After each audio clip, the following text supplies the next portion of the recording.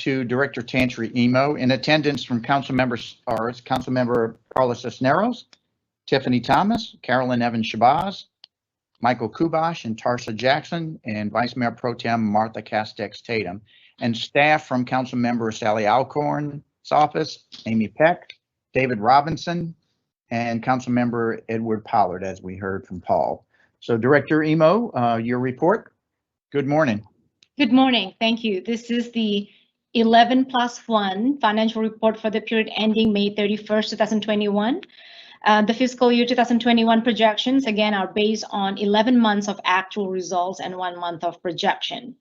For our general fund, our revenue projection is 8.1 million higher than the adopted budget and 29 million higher than last month's projections. The variance from last month's projection is mainly due to the 16.2 million increase in the sales tax. This is due to the higher than anticipated sales tax receipts. As you follow me talking about this in the previous month's projection, we have seen increases in our tax receipts in the past 2 months. Included in this increase as well is 8.7 million increase in the general property tax revenues to reflect the higher collection that we had received to date. 2 million increase in other taxes. This is due to higher mixed beverage tax receipts. 1.4 million increase in municipal courts, fines, and forfeits. This is due to higher than anticipated receipts, and 520,000 increase in licenses and permits to reflect the higher special fire permits and fire alarm permits. On the expenditure side, our expenditures projection is 43.4 million lower than the adopted budget and remains unchanged from our last month's projection. With that, we are currently projecting an ending fund balance of 243.1 million, which is 29 million higher than last month's projection and 11.7% of the estimated expenditures less debt service and pay-as-you-go. Again, this fund balance is about 87.7 million higher than the 7.5% minimum fund balance. We are projecting no other changes from the enterprise funds other than the convention and entertainment enterprise fund, which is the same as what controller's projection. So I'm moving along to the projections on the special funds. Our change on the special funds projection from the last month's projection is on the tourism promotion special revenue fund. On that special funds, our revenues increased by 390,000 due to higher than anticipated hotel occupancy tax. As a result, the expenditures increased by 478,000, and this is mainly due to higher payment to the Houston Arts Alliance. Included in this report is also the update on the Coronavirus Relief Fund, as you see on page 10. Compared to last month, the cumulative spending on this fund increased by 6.1 million. With that, the cumulative spending from March 1st, 2020 to May 31st, 2021 is 388.4 million, with an additional 9.4 million in the encumbrances. So that will be a total combined of 397.8 million. Again, encumbrances, approved purchase orders for goods and services has not yet been delivered or received, and therefore invoices not yet been paid. As of today, the total spend in this fund is about 390 million. So that is about 96% actual spend out of the $405 million. Again, on the winter storm is also included in this report. Update on the winter storm as of May 31st.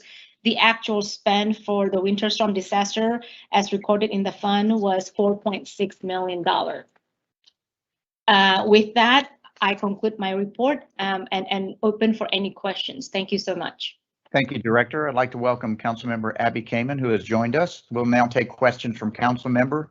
Remember, each will receive 2 minutes per the normal committee rules, and we start off with Vice Mayor Pro Tem Martha Castex Tatum. Good morning.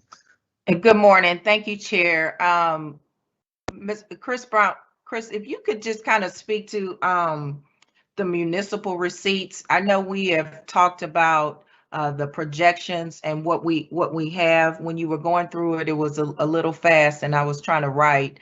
Can you talk about what we had projected and where we are now with the municipal receipts? Sure. Well, we're seeing, like everything, things start to return to normal as a result of the widespread increase in people getting vaccinated.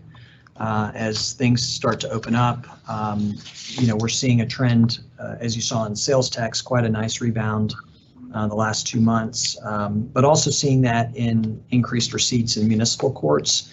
Overall, the numbers are still well below what we've projected in our trends, and I can get you some specific details on those numbers, but we are seeing an increase. So we did come up about $1 million this report as a result of those increases.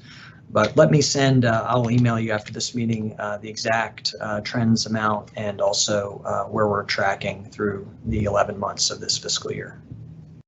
Okay, and Chair, if I can ask Director Emo if there's something that she would like to add to that, because I know we had a certain projection and now we are seeing the increased receipts. Is there something you can attribute to that? Yes, so we had initially reduced our projection again because of the COVID-19 and less people on the streets. But what we are seeing in here is not increases in the ticket issuance, but we had seen increases in the receipts.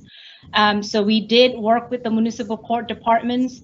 It seems like this increases is attributed to the resumptions of all dockets back in April, including arraignment and jury trials and trials by judge.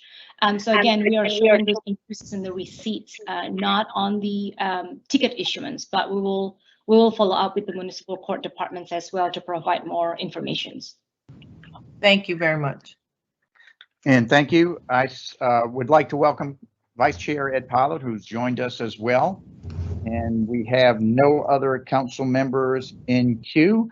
I would like to give kudos to the Finance Department for their projections.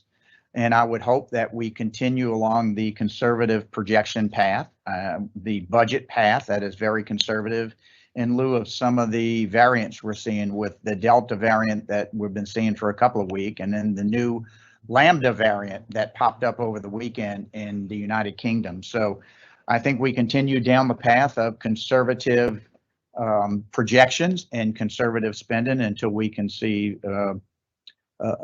I guess that full light at the end of the tunnel, even though we're doing a lot better. So thank y'all, and we'll see you tomorrow morning at 9 a.m. We will now move to a presentation from Mr. Bill Fulton, the director of the Kinder Institute for Urban Research, and Ms. Julie Herlins, vice president of Tischler Buys, to provide a presentation regarding Councilmember Abby Kamen's 2021 budget amendment regarding tax. So, Mr. Fulton, welcome. Thank you. Let me just, I'm going to turn it over to Julie in a minute, but let me just frame this. And if I would welcome Councilmember Kamen's further comments to set this up. The Councilmember put a budget amendment in the last year to do an examination of property taxes that city residents pay to the county. And how that money is spent, whether that money is spent inside or outside the city. We call this, we have tentatively called this tax equity. Councilmember Kamen, I hope I'm characterizing this correctly. We've been partnering, so in order to examine this with the city's support and with also support from Arnold Ventures, we have been partnering with Tischler Buys, which often does fiscal analysis for us, with us, in collaboration with us on issues related to taxes and finance in Houston and Harris County. Councilmember Kamen, was there anything else you wanted to add at the beginning about what the request was that you made last year? No, Bill, it's so great to have you. Thank you. Again, this is just a review as Houstonians paying taxpayer dollars, not just to the city of Houston, but to other entities like the county, whether or not we're getting that investment back inside of the city of Houston. And we're just really grateful for your partnership with Kinder Institute, Rice University, and also Chair, thank you for your support with this and looking at it. Thank you. Okay, so what we have here is a very preliminary report. We have had some conversations with Dave Berry and his staff at the county. This is highly dependent on assumptions one makes about how county services are spent, are allocated inside and outside the city, obviously. The intent of today's presentation is to show you where we're at and get your feedback about things that we should be thinking about as we finish this report, which we will provide to you as soon as we can. But as I say, this is preliminary. It's a draft. There are some things that we are in conversation with Dave Berry at the county about. And we're seeking your feedback and your thoughts and things that perhaps you think we should be thinking about as we move forward. So as I say, we have partnered on this project with Tischler Bice, which has done 4 or 5 projects with us over the last 2 or 3 years on fiscal and budget matters in Houston and Harris County. And I'm going to turn it over now to Julie Hurlins from Tischler Bice, who's going to walk through a presentation of the draft of what we have so far, right, Julie? And Julie, you're going to control the presentation, right? Correct. Yes. And so let me bring that up. Okay. And we all see my screen? Oh, can you hear me? And you all can see my screen. Yes. Okay, great.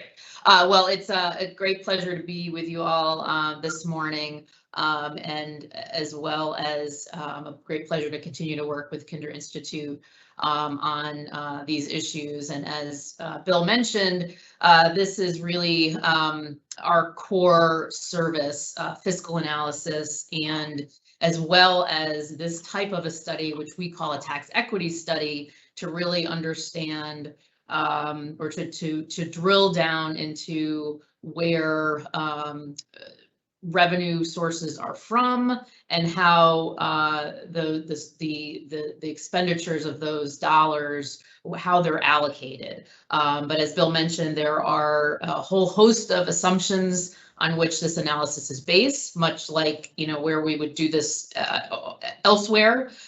There's always assumptions. Folks pay taxes and consume services, and there's no direct bill for those services that's issued. So there are a set of assumptions. So I'll talk a little bit about the overview, you know, a study overview, which we've covered, and kind of touch on that, talk about our approach and methodology, and then talk again about, as Bill mentioned, preliminary draft findings of where we're at and with our study, and talk about our next steps, and open it up obviously for questions and discussion. So just as a by way of overview, this is a repeat of the Councilmember Keenan's amendment and what the charge for the study was. And so really, you know, the question at hand is to look at how the county tax dollars are being spent for county services within city limits. So the key question here is, as was mentioned, City of Houston residents and businesses paying property taxes and then consuming services. What's the relationship there? And so the bottom line here, what we're trying to get to as the bottom line is, if these revenues, the city paid county taxes, those county taxes that are paid by city residents and businesses, exceed the cost of the services, those county services consumed by city residents and businesses, then by extension, there is a level of subsidy occurring for those county services provided within the city. Our approach and methodology, and this is a high level analysis, looking at, and this is really a question about Harris County expenditures. We've used actual expenditures as opposed to budgeted amounts, and this was discussed and vetted with county finance folks and county staff. They felt this was an accurate representation of actual, you know, of what is that level of service, what is actually provided to countywide for countywide services. We looked at 2 fiscal years, 2019 and 2020. Again, to get a larger sample size, a bigger universe of costs and expenditures. And we're really focused on trying to drill down into those services that are supported by property taxes. So we are working in net expenditures. So those expenses, those costs that are where we've subtracted out programmatic revenues that are dedicated revenues for those specific services. So really, again, trying to get down to what are those general property tax revenues that are supporting those services. So then from there, looking at those expenditures, there's really kind of 2 geographies that we've drilled down into that we're looking at countywide. And we say countywide, that's wherever you are in the county, inside the city, inside other municipalities, and outside city boundaries, municipal boundaries, so in the unincorporated area. And then really, what are those services that are really only provided outside the city of Houston, only outside the city of Houston. So what we're really concerned about is those countywide services. What's the allocation for those again, the services? How are they? Who are consuming those services? Who are benefiting from those services for those countywide? Again, inside the city, outside city boundaries, and from there, looking at the types of services and varying the allocation methodologies based on the service type. And again, this is where those set of assumptions come into play. We should also note that, as we've said, these are preliminary, they're draft. Some of these services we are continue to vet and have discussions with county staff on, particularly on roads and bridges and the sheriff patrol piece. Now you'll see, administration of justice from the county standpoint is a key level of expenditure. There are many components underneath that, and we continue to have discussions on appropriate allocation methodologies and the data available to do those allocations. So this is our high-level summary rolled up snapshot of where we are at today with our expenditure methodology. And so this summary and these percentages are a compilation of multiple components underneath each of the sort of the headline, the departmental, the service areas that are shown here. So again, the administration of justice has many components underneath it. That includes the patrol department, civil processing, constable office, etc. And so where we get to on the bottom line is what you see on the right-hand side, the percentages allocated to the city of Houston, and then outside the city of Houston, further on down. And so ultimately, when we get to bottom line results, these percentages are applied to the actual expenditures to get to the dollar amounts to then compare to the property to the property revenue generation. You'll see here also the allocation methodology I mentioned within each service area. The allocation methodology will vary, reflective of the services, the services provided, the consumption of those services, who they're providing them to. Again, administration of justice, what we have here is administrative justice weighted average, because there are multiple components underneath the headline, with some that are vary by population, some that are based on what we call functional population and employment, which is really daytime population that takes into account commuters and out commuters, and some again are under our wholly by population. We can, you'll note too and I mentioned in the previous slide, the roads and bridges piece. This is still in discussion and in the works.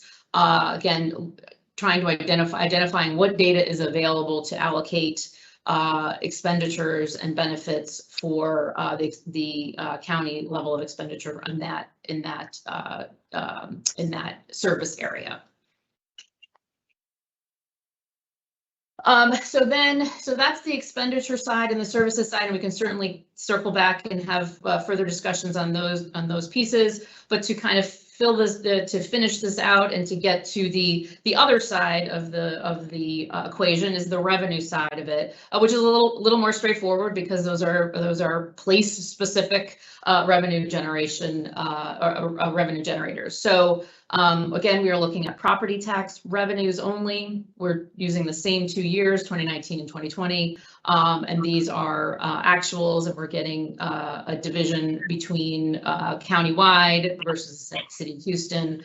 And ultimately, just as a note, we may need to use an equalized tax rate to get to a balance when we're comparing the 2019 and 2020, given that we were using actual expenditures and valuations on the property tax revenue side. So the split for 2020, again, we're using 2 years. The full report will have both years included in the analysis and the reporting out. Showing here, just again by way of approach and example, this is 2020, that there is a slightly more property tax base allocation from the City of Houston versus the outside of the City of Houston, so 51 to 49%, so a little over half from the city to all other parts of the county. So again, we keep caveating this with the preliminary and draft findings, but for the primary government, we have the hospital district as a separate set of analyses, a separate analysis. So for primary government, the graphically showing here, again, the 51-49 split on the property tax source, so that's the revenue side. And then bottom line, service allocation without the roads and bridges piece, and without confirmation of the sheriff patrol's component within the administration of justice, is a 42% to 58% between the city and outside the City of Houston. Again, this is for primary government services, and again, preliminary and draft findings. I mentioned that we were looking at the hospital district separately, so same split on the revenue side, and a different allocation or a different finding from consumption of services for the hospital district, from a 60-40 split with city at 60%, outside the city at 40%. So a flip there, but dollar amount wise, that is a smaller share of the whole. So in total, if we were to take where we're at today with these preliminary and draft findings, that the preliminary bottom line, the city contributing more property tax dollars than it receives in property tax funded services, again, combining both primary government services and the hospital district.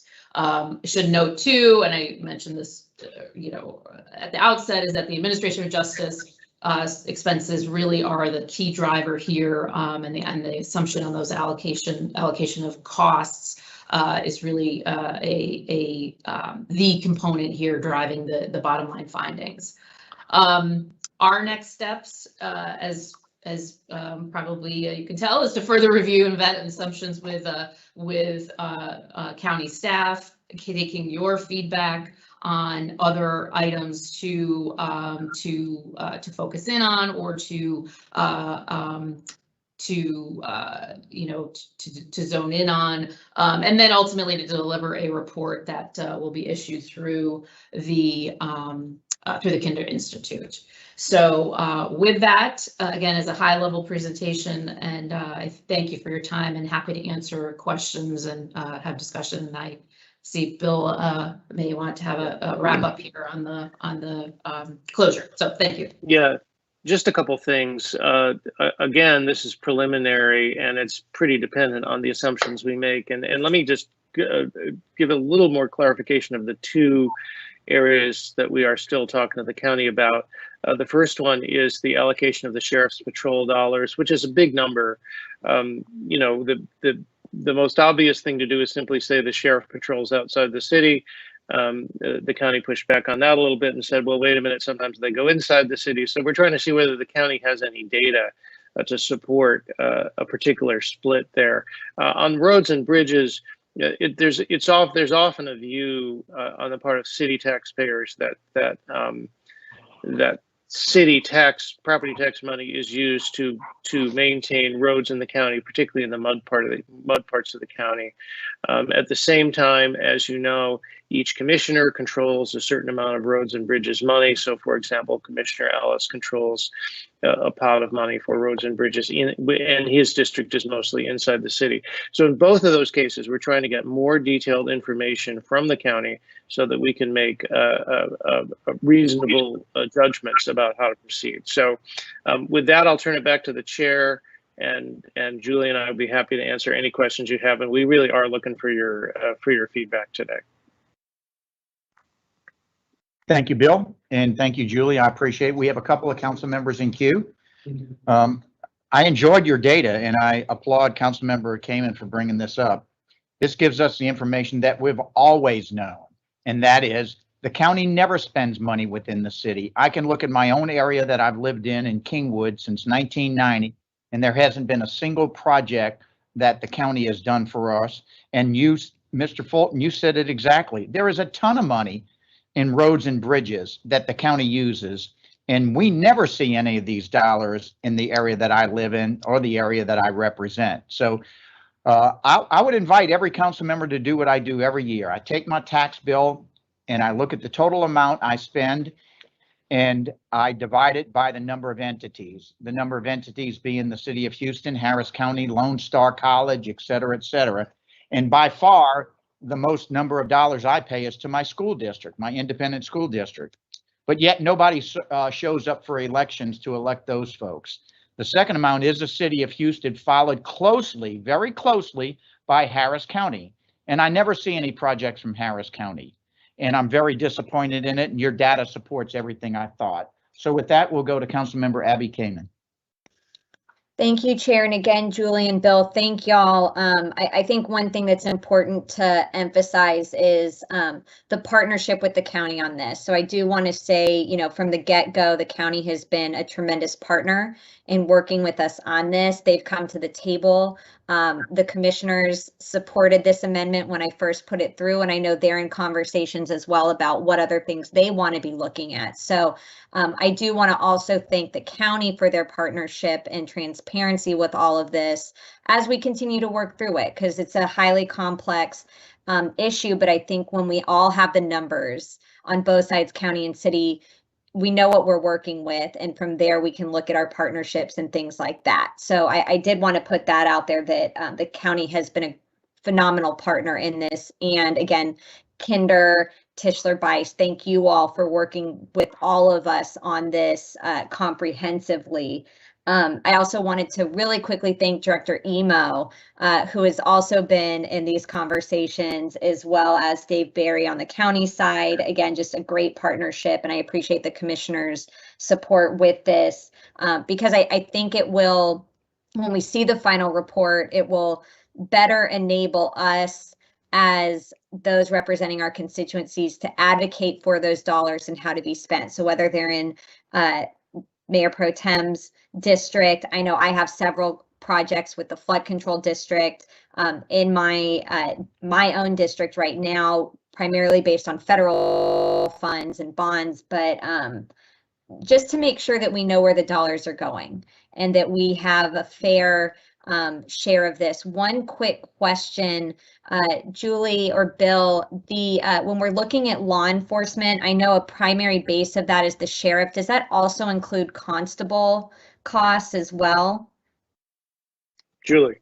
Yes, it does. Yes, it does. Yep. Okay, so yeah, I just wanted, because right, there's that double layer of law enforcement. And then I know, at least in my district, we actually have residents paying additional dollars for constable patrol programs as well. I know that that's out of pocket, not taxes, Exactly. right? And we're looking at taxes. What does Right. every single person pay, not voluntarily, to the county? So I just wanted to make sure I'm clear on what we're looking at there, and I appreciate the clarification.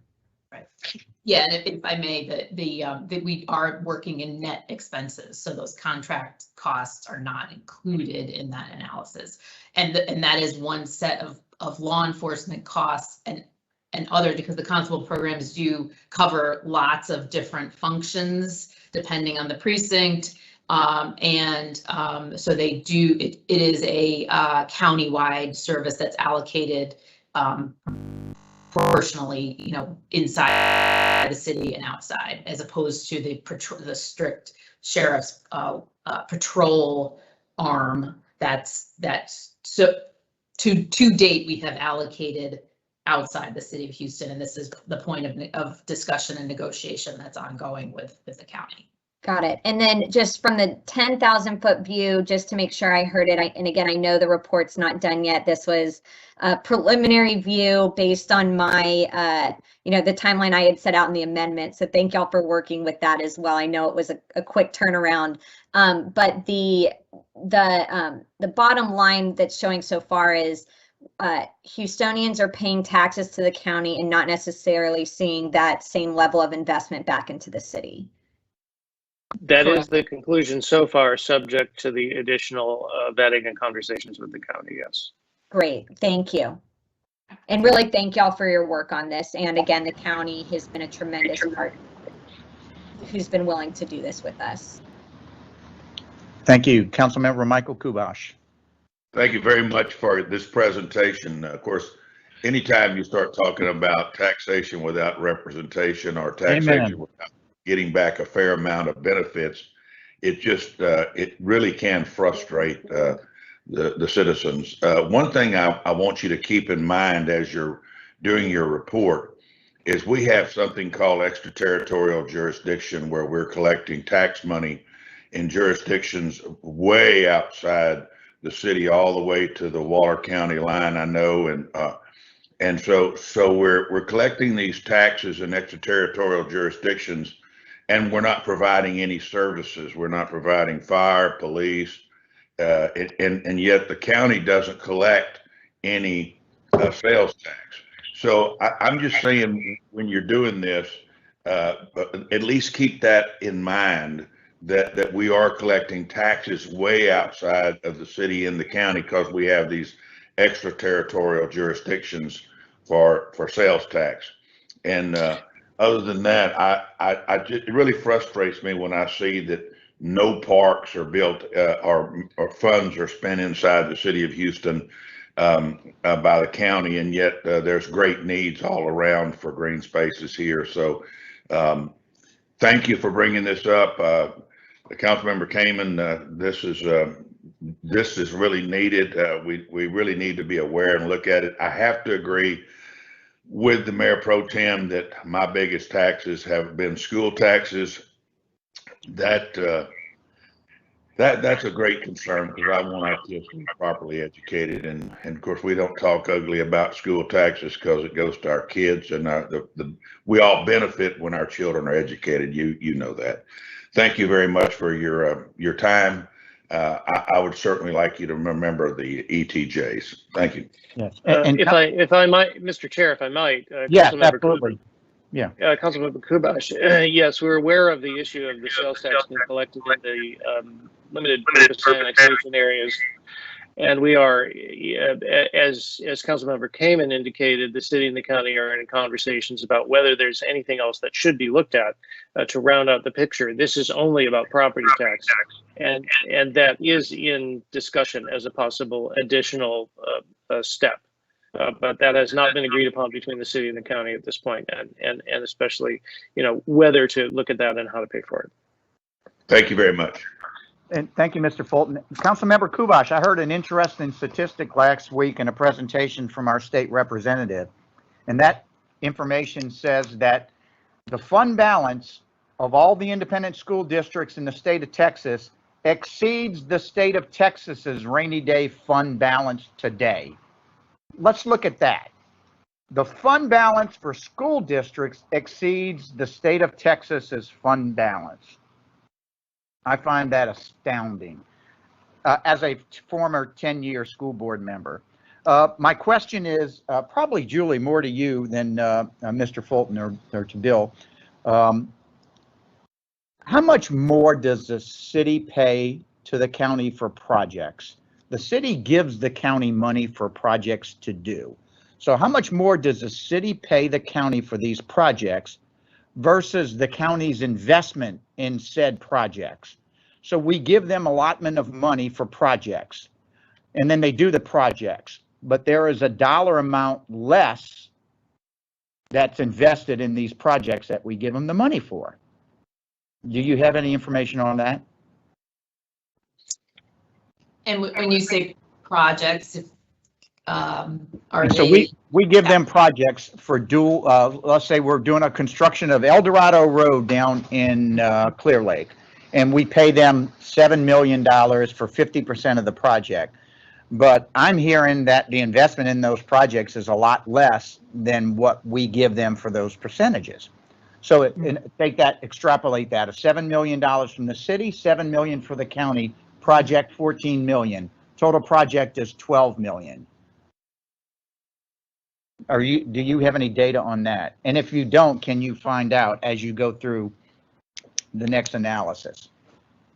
Right. Well, and if this is specific to roads, this is again an area that we're looking to get some more project level detail. So this is a pretty high level analysis in terms of sort of rolled up, dollars and assumptions there. But when you start to talk about capital projects, that's one of the, you really start to get in the sources of the funds, where they're used, et cetera. And so to the extent that data is available in a way that, and the other part of the challenge on the capital project part too is that those are lumpier projects. So it's not necessarily, everything's happening in 2019 and everything's happening in 2020, it's sort of a longer period of time. And then there's, components to the projects as well. So, but to the extent that that data is available and workable, that is one area that again, on the Roads and Bridges Fund or area that we are looking to get some more information on. Right. Okay. We have Councilmember Kubash back in queue. Councilmember Kubash, go ahead. You brought this up about the roads and bridges. I'm sure that Mayor Pro Tem, you can remember during the Parker administration, we advanced the city $48 million to build a bridge, and or maybe we signed a promissory note or something, and to get the money from the state. I don't ever see these things coming back saying they're paid or what the situation is. Do you remember that situation? Absolutely. I mean, and this study just gives us the data of which to go back and do that. The ultimate question is, where do we go? Where do we go from here? Because not many people are aware of this other than council members, that taxpayers supply a lot of money to Harris County in areas within the city, but we don't get any return on our investment. And I think the county has done a nice job over the last couple of years. But to your point, Councilmember Kubash, during that administration, we didn't get anything. Yeah, and remember this, I've been in office 7.5 years, so I couldn't even ask you this question if I was gone. So you have to remember the institutional knowledge we're losing when council members leave, and people like you and I have been here quite a while, so we can remember these incidents. And I thank you for taking my call. Yeah, thank you. Councilmember Abby Kamen. Thank you, Chair. And just for transparency purposes, because we're talking about fiscal responsibility, I did want to mention this portion of the study was funded through my council district service fund, not the general fund or anything like that. So I also encourage other council members, if you like where this is going in terms of us having the data and the knowledge to be able to work with the county and on a factual basis, right? And being able to point to numbers, I would welcome the support and help as we move forward on this. So again, for the public's knowledge, this was funded not through the general fund or anything like that. I put forward council district service funds to start this preliminary look because I think it's important for all of us to know and better understand what the equity is or lack thereof that we're working with right now. So again, to Kinder Institute, thank you so much. To Tischler Bice, thank you. And Mayor Pro Tem, you were early on with this amendment, a really big supporter in helping me advocate to push this through. So thank you for your support with this as well. Yes, and the mayor.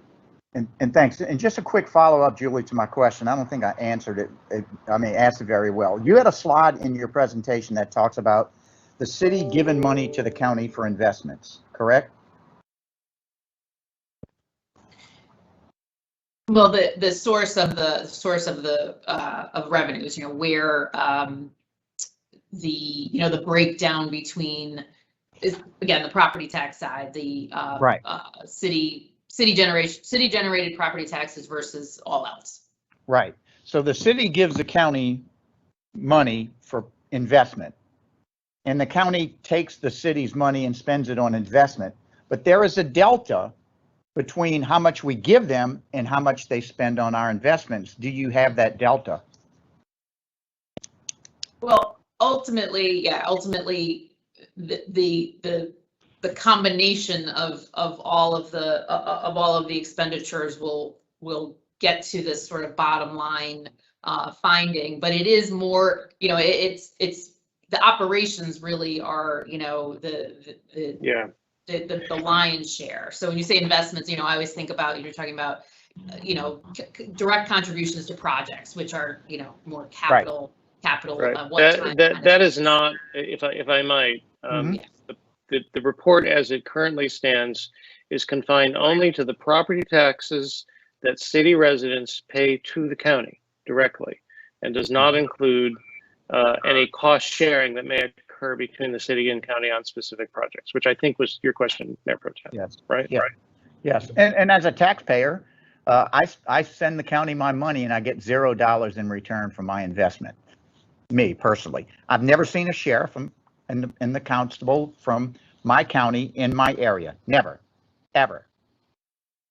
And I think all the noise I'm hearing from Harris County and all the things I see goes counter to what I know is happening each and every day. So, and I will say that I've worked very closely with Adrian Garcia, and we've done a lot of good projects, and he's been a big supporter of helping me with some of those projects.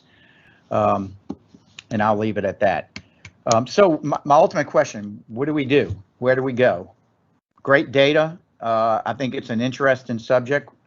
Does the county sit back and go, yeah, we need to do a better job of spending more money in the city? Or, you know, I'm sure they have a different message that they're going to give because they're spending all their money in my area in the ETJ. Well, as I say, that's really, we're just putting this information out there for both the city and the county to act on it as they see fit. And as Councilmember Kamen said, I will say, the partnership between the city and the county on this report has been very good. You know, whether or not that translates into anything else remains to be seen. But at least, as Councilmember Kamen said, the city and the county have been cooperating very well on producing this report.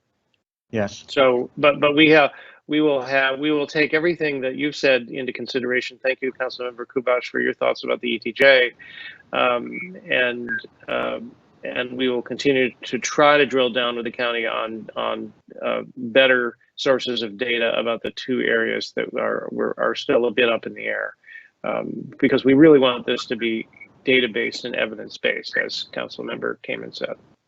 Right. Well, thank you. And I'll give the last words to Councilmember Kamen, who brought this up. But Julie, just a quick question. Tischler Bice, it sounds like I'm a data wonk, so I really enjoyed what you put together. I'd like to go deeper. If that means an engagement with the city, I will be glad to spearhead that project. But if we do that, are we on this path to nowhere because the county has to be a part of this process as well? They have to be a partner with us in supplying the data so that we can look at it with independent eyes and see exactly what the data tells us and then make adjustments somewhere down the road. So if I engage Tischler Bice, am I wasting my money, or is there an outcome that we could derive from this that makes a lot of sense for the city and the county? Or is the county going to fight me on the data release? If I might, Never a waste of money when you engage Tischler, but go on. Kudos to you. I was Mayor Pro Tem. I was going to say that we have no reason to believe that Dave Barry and the county will not be cooperative in producing data. The question of what anybody does with it is a political question that is really above the pay grade of all of us. Yes. As you know. Yes, sounds good. And my closing comments would be, I always have stated this, even before I ran for city council, the greatest political job in the United States is not the president of the United States. It's a Harris County commissioner, because they have more dollars at their discretion than any place in the United States. Yep. Councilmember Kamen, close us out. Thank you, Chair. And again, I think it's a really good question that you raised. Where do we go from here? So far, I will say I have not seen any indication that the county's not willing to work with us. I think we all want to work, again, based on data and facts. Where is the money going, and how do we have these conversations to advocate for investment in not just our respective districts, but the city of Houston. And we can't do so on just our hunches. We've all had this hunch, hey, I think we're giving some more, our taxpayers are giving more than we're getting, but this allows us to factually have those conversations, engage with the county, partner with the county, and advocate for more of those dollars to come into the city of Houston for those that are paying the dollars for those services. So I'm really excited so far. Chair, I would love your engagement. We've been having in-depth discussions again with Dave Barry, with Director Emo. I welcome your input in those conversations as well, especially given your historical knowledge and expertise on the subject. You're the numbers guy. So we'd love to have you in those conversations moving forward. The door is always open. And if you want to use some of your district service funds for expanding our study on the city side, I would definitely welcome that. Sounds good. And Ms. Hurlins, this is my first opportunity to meet you and to look at some of the information. I appreciate what you put together for us, and I think Tischler Bice is doing a great job. And as always, Mr. Fulton, the Kinder Institute is a phenomenal institute. Y'all do a great job day in and day out, in particular with all the urban research that you do, and you're very much appreciated by this body, I can assure you. So with that being said, before we adjourn, I'd like to note that the next regularly scheduled Budget and Fiscal Affairs Committee meeting will be on August 3rd at 10 o'clock. Thanks again for everyone being here today. If there are no other comments or questions, this meeting is adjourned. God bless. Take care.